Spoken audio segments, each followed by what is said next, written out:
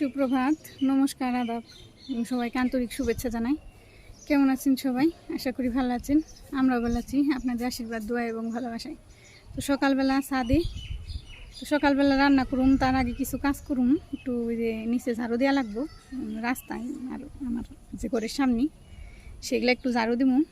পূর্ণ উঠে পড়ছে, ওরে খিচুড়ি রান্না করে খাওয়াম, তারপরে আর কি রান্নায় এসে পড়ুন। তো সকালবেলা রান্না করুন হতো কিছু না, শুধু বাটা। নিতুর বাবা বলতেছে যে বাদাম বাটবা, আর ওই যে কালকে যে ডাঁটা শাক ছিল সেই ডাঁটা শাক বাটুম। তো ডাঁটা শাক বাটলে অনেকটাই ওই ইসের মতো লাগে, ওই যে খারকন পাতা যে বাটি, ওই খারকন পাতার মতন লাগে অনেকটাই। আমার কাছে অনেকটাই ভালো লাগে, ওরাও পছন্দ করে। সেই জন্যে আমি আর কি আজকে ডাঁটা পাতা বাটুম আর এই বাদাম বাটুম, সাথে একটু মরিচ বাটা থাকবো। তো সাথে থাকেন, দেখেন কিভাবে কি করি, সারাদিন কিভাবে কাটে। এই যে বাজারে আসলাম কাঁচামরিচ নিয়ে, কালকে কাঁচামরিচ নিতে ভুলে গেছিলাম।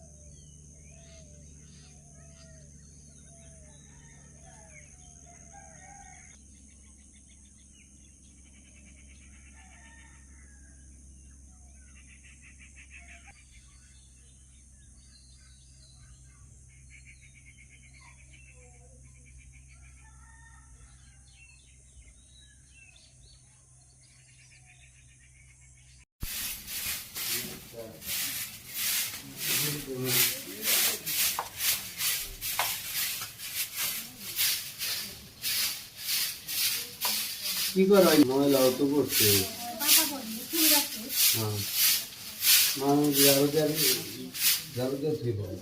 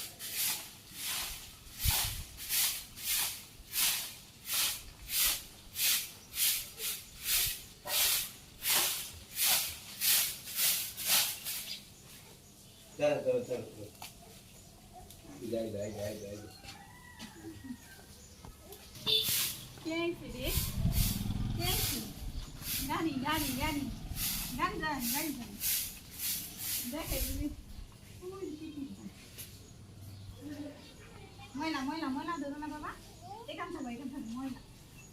এই ঝাড়ু দিয়ে নি, পাতা পড়ছে।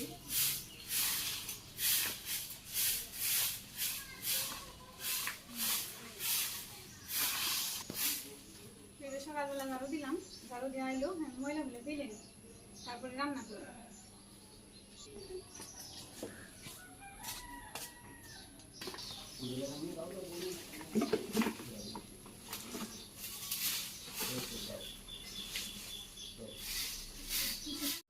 সকালবেলা ছাদে এসি, এখানে একটা চুলে বসানোর আর কি চেষ্টা করতেছি, জানি না পারুম কিনে। মাটি ডিবি আর কি বসিয়ে দিছি, 4-5 দিন হইলো।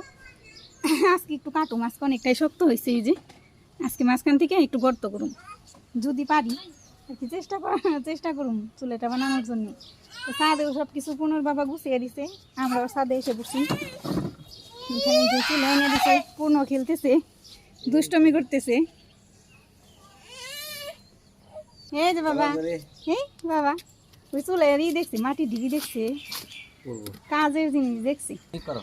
এই যে ফুল ফুল ফুল ওই দেখলেন এ মাতবরি করবো, ছিড়বো সবকিছু।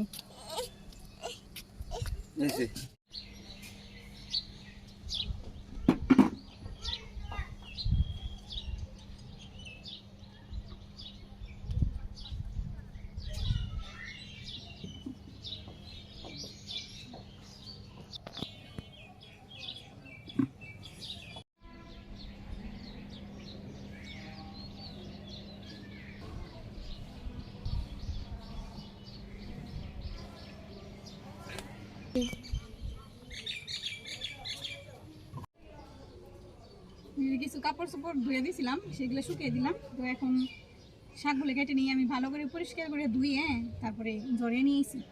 বাদামগুলোও প্রথম ভাজি করুন, প্রথমে শাকটি কেটে নিই।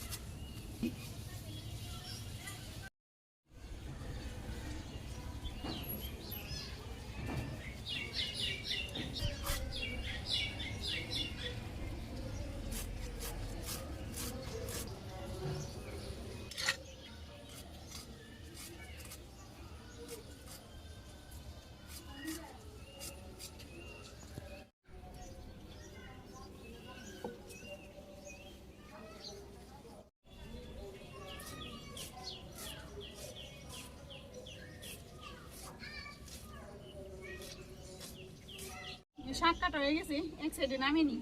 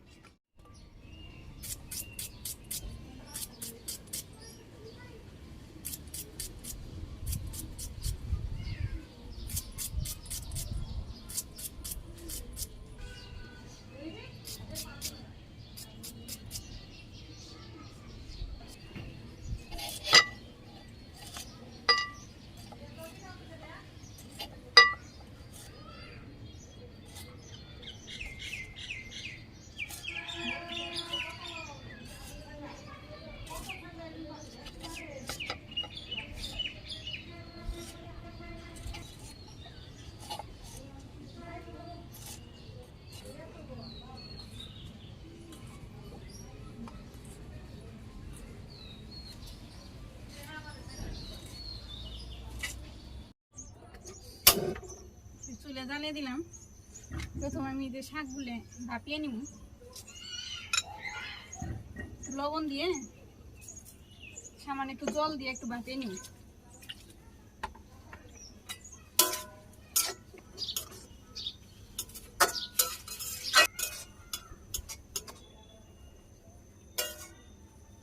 শাক ভাপে নিয়ে আগে গেছে, শাকটা নামিয়ে নি। এই শাকে আমি একটু জল দিয়ে দেবো, শাকটা এই গন্ধ লাগবে না। এদিকে কড়াই বসে দিছি, কড়াই গরম হইতে হইতে আমি শাকগুলো একটু চিপিয়ে নিই।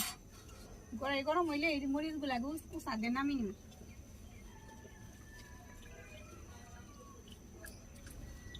আমি চিপিয়ে নিছি, এদিকে কড়াই গরম হয়ে গেছে। এই যে শুকনো মরিচ গুলো এগুলা মুছা দিব একটু।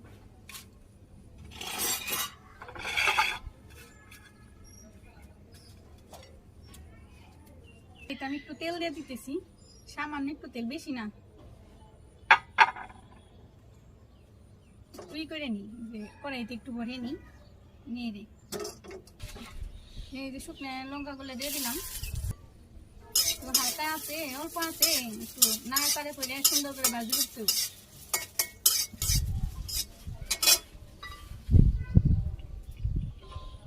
এখানে আমি কিছু রসুন দিয়ে দিতেছি, রসুনের কোয়া ছিলে রাখছিলাম।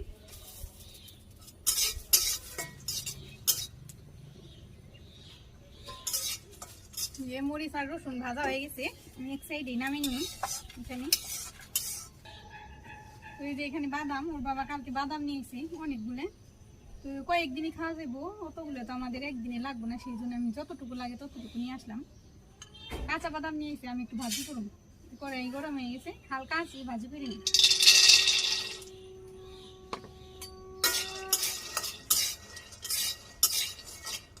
ওর বাবা বাদাম নিয়েছে খোসা ছাড়ানো, যেটা সেটাই কাঁচা বাদাম, যেটা খোসা ওইটা আবার ছাড়াইতে অনেকটা সময় লেগে যায়, সেই জন্য বাবা বললো যে আমি যেটা হলো খোসা ছাড়িয়ে আর কি বিক্রি করে সেটাই নিয়ে আসি।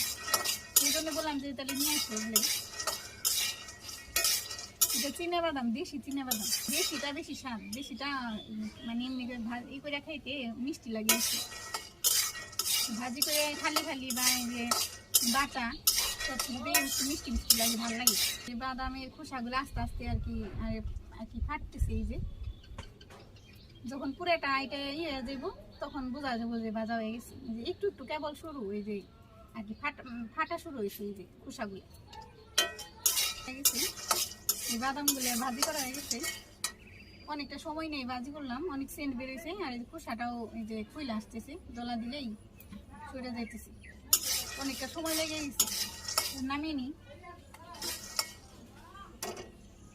আমি একটা সরানো পাত্রে নামাম যাতে ঠান্ডা হয়। ঠান্ডা হইলে খোলা উঠে দেবো, খোসা তাড়াতাড়ি উঠে দেবো। ঠান্ডা হইলে পরে খোসা উঠে দেবো তাড়াতাড়ি। বসে দিছি, এখন আমি যে শাকগুলো ভাজি করে নিব সেই জন্যেই করে বসে দিছি। শাকগুলো আমি চিপটে রাখছি, একটু আলগা করে দিই। করে গরম হয়ে গেছি, তেল দিলাম। এদিকে করে গরম হয়ে গেছি, এখানে আমি পেঁয়াজ কুচি করে রাখছিলাম, এই পেঁয়াজ কুচিগুলো দিয়ে দিতেছি। তো পেঁয়াজ, রসুন, কাঁচামরিচ এগুলো একটু বেশি বেশি লাগবো, শাক অল্প, তবে বাটা খাইতে গেলে এগুলো বেশি না দিলে স্বাদ লাগবে না। সেই জন্য আমি অনেকগুলাই কেটে রাখছি, কাঁচামরিচ, এই যে পেঁয়াজ আর রসুন, এই যে রসুন, আর এখানে এই যে কাঁচামরিচ। কাঁচামরিচ একটু কম দিব, আর দিব না, কারণ এখানে এই যে শুকনো লঙ্কা বাটতেছি, যার যতটুকু লাগবো শুকনো লঙ্কা নিয়ে খেতে পারবো, মানে শুকনো লঙ্কা বাটানো। এটা আমি ভাজি করুন, সামান্য একটু লবণ দিলাম। এই যে এখানে পেঁয়াজ ভাজি হইতে থাক, আমি এদিকে এই যে বাদামটা একটু ঠান্ডা ঠান্ডা হয়েছে, খোসাগুলো ছাড়ানোর চেষ্টা করি, মানে যতগুলো ছাড়ানো যায়। নাড়াচাড়া করে নিই পেঁয়াজ।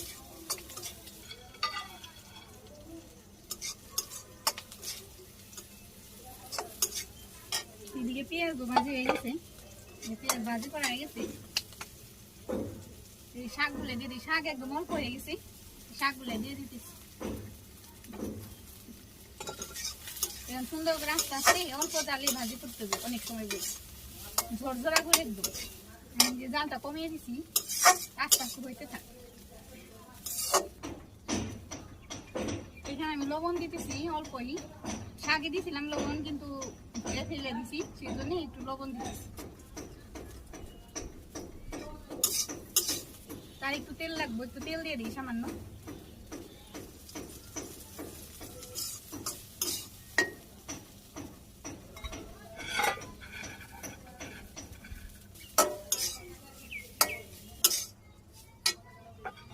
বাদামের খোসাটা ছাড়ানো আমার এখনো হয়নি, কারণ প্রথম দিকে এরকম করে একটু ডলা দিলে তাড়াতাড়ি যায়, কিন্তু মাঝখানে মাঝখানে যে একটা একটা থাকে এগুলো ছাড়াইতে একটু টাইম লাগে, একটু সময় লাগে, সেই জন্যই আমার একটু দেরি হইতেছে।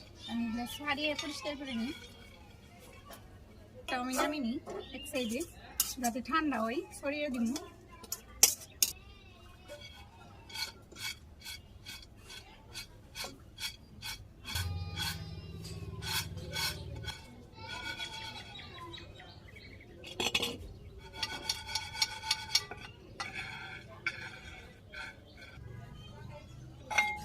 এই যে আমার বাদাম হয়ে গেছে, খোসা ছাড়ানো হয়ে গেছে, পরিষ্কার করছি। এই যে কত সুন্দর হয়েছে, একদম সাদা।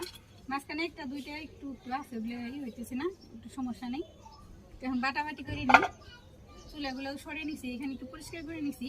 পাটা পুঁতে আমি আগেই পরিষ্কার করে ধুয়ে শুকিয়ে নিছি, কারণ পাটা পুঁতে ভিজা থাকলে যে কোনো বাটা বাটলে ভালো হয় না, শুকনো লাগে পাটা, শিল বাটা।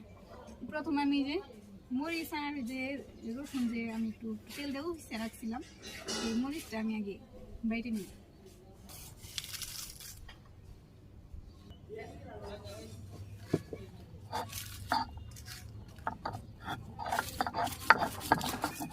তো এই যে আদা ভাঙ্গা করলাম, এখানে একটু লবণ দিতেছি সামান্য।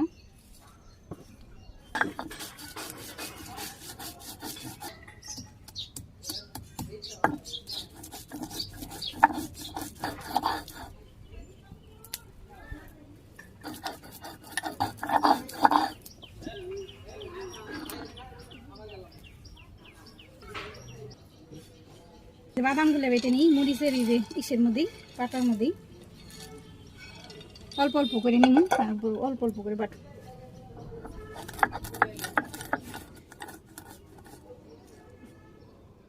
এই যে বাদাম বাড়তে বাড়তে এই যে তেল উঠে গেছে বাদামি, তো যত বাটুম ততই তেল উঠবো।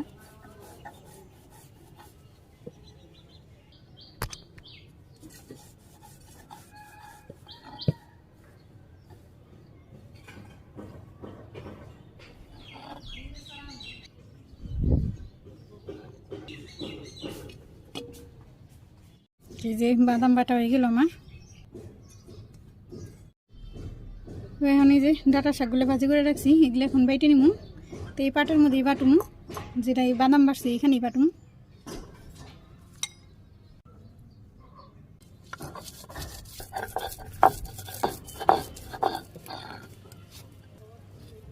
যে পাতা আমার বাটা হয়ে গেল, শাক পাতা কিছু। এই যে বাটা বাটি হয়ে গেছে, এখানে বাদাম বাটা, এখানে এই যে ডাটা পাতা বাটা, আর এটা এই যে রসুন আর মরিচ বাটা। তো জায়গাটা গুছিয়ে নিই, তারপরে আমি খাইতে বসুম। আজকে আপনাদের সামনে খামু বাটা দিয়ে, তো দেখে তো জিভে জল আসতেছে।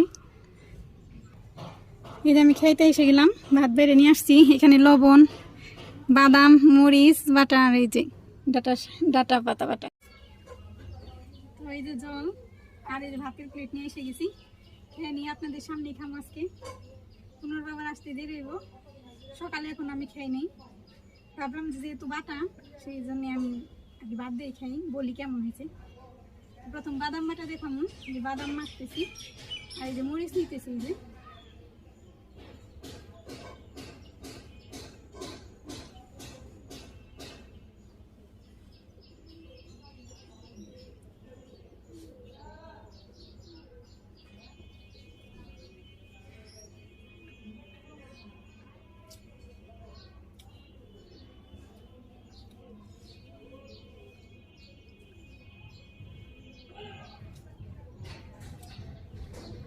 বাটা বাটি আমার এমনি ভালো লাগে, স্বাদ দেয় বইলা বোঝানো যাবো না, মাংস ভাত ফেল। এবার আপনারা বেটে খাইন, তখন বলবেন যে আমি মিথ্যা কথা বলছি না, সত্যি অনেক টেস্ট এই বাটা।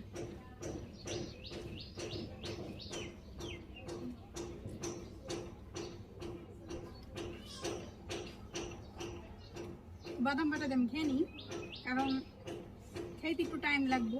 ভাত মাখলে তেল উঠি, বাদাম দিয়ে ভাত মাখলে তেল উঠে যায় হাতে। বাদাম বাটা দেখাইলাম, খুব স্বাদ লাগলো। এখন এই যে ডাঁটা পাতা বাটা দেখাই।